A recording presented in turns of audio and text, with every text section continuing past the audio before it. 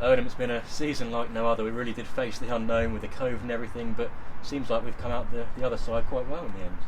Yeah, it's been a challenge that we've been facing. Obviously, this season started for us in March 2020. Hasn't been easy, but everyone, including yourselves, have really united, come together, and I think we've worked well as a club.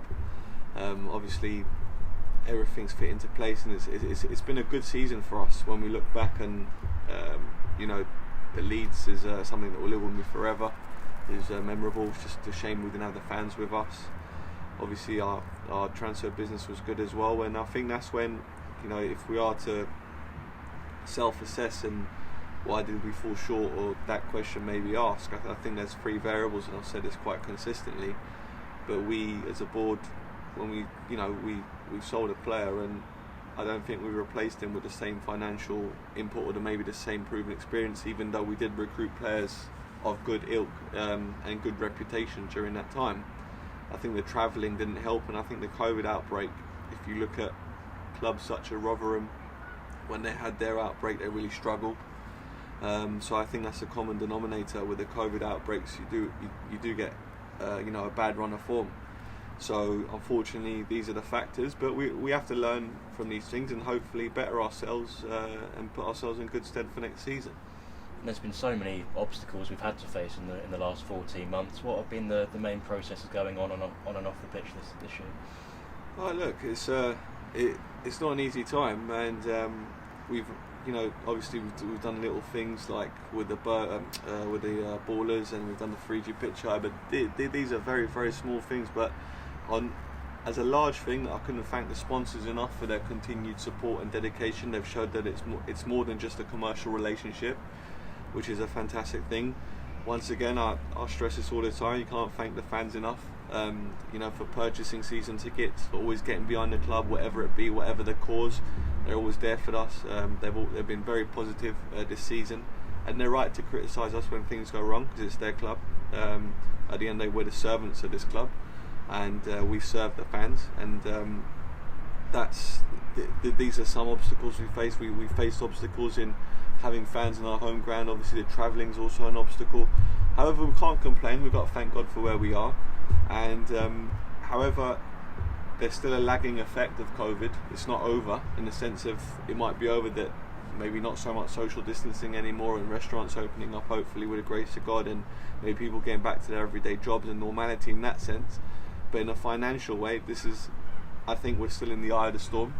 So we have to be mindful and see how we get on in the next coming months, and we have to make some important decisions going forward. But there are still many financial obstacles, but we knew of this, and we're all united as a group, and I personally believe and guarantee that we'll give our utmost to keep delivering for this football club.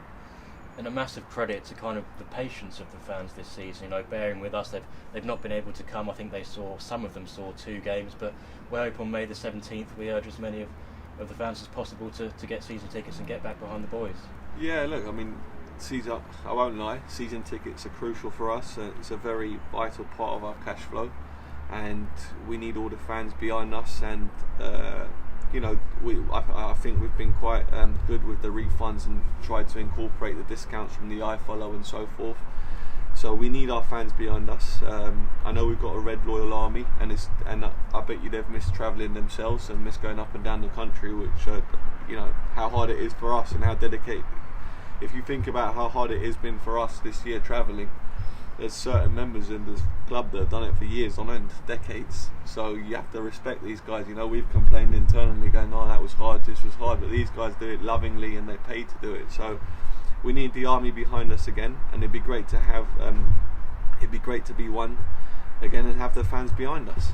And if we look at on the pitch, we've got to share some joy this season with the fans, despite them being at home. Obviously, with the Leeds win, we had some great cup wins before that, but hopefully even better next season, and they can be here in the stands cheering on. Yeah, definitely. I mean, when we reflect on the pitch, I think we have to, massive credit goes to the gaffer and Lee Bradbury, all the staff, Joel, Dino, Marcus, Luke, Harry. They've given their all for the football club. They fought tooth and nail.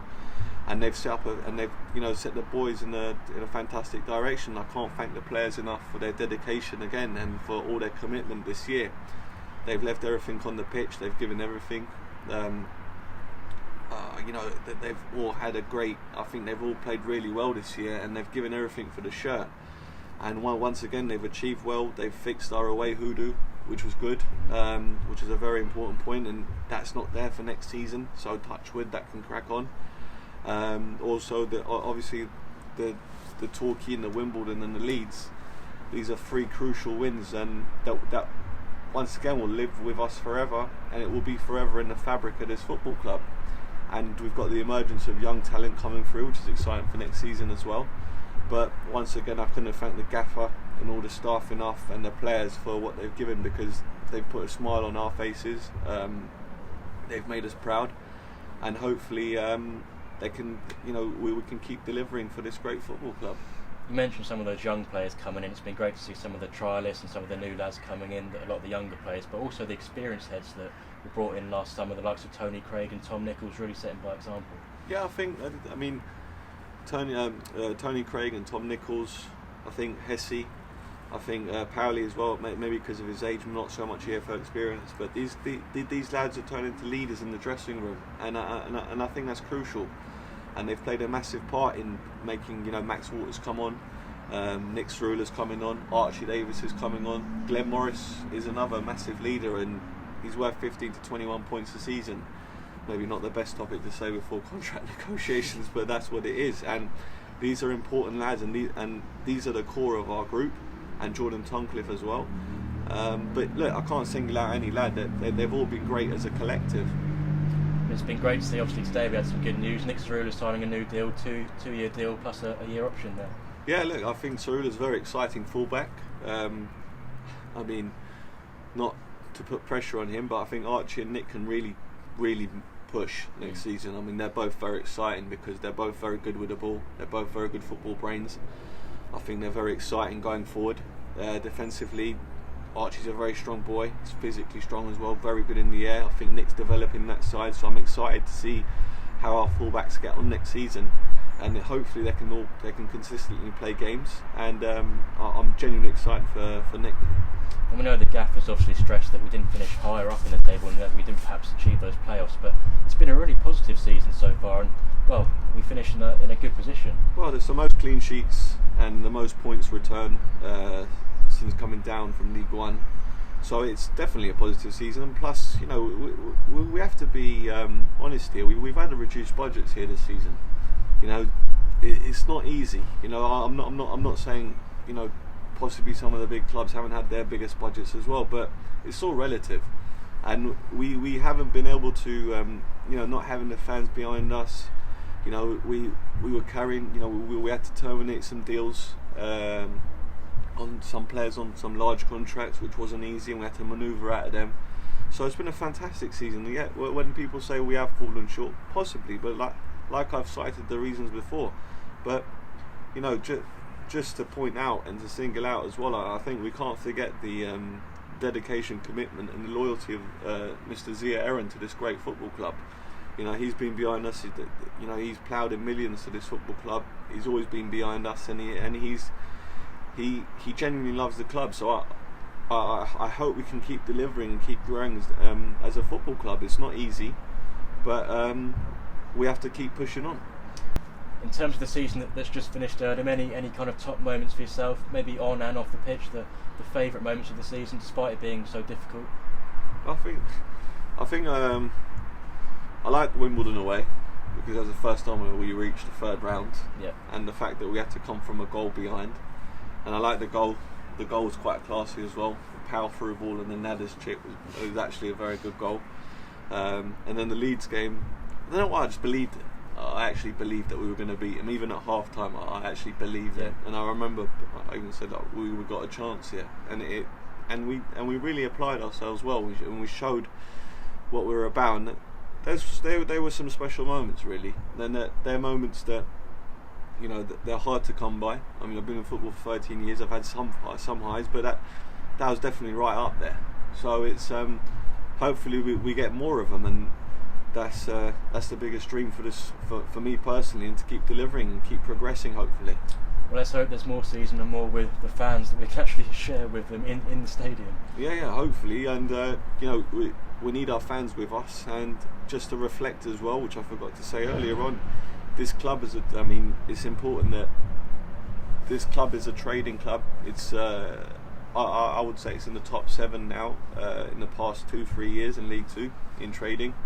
So we have to keep trying to develop that model, and by developing that model, hopefully flex our muscles more and grow as a football club.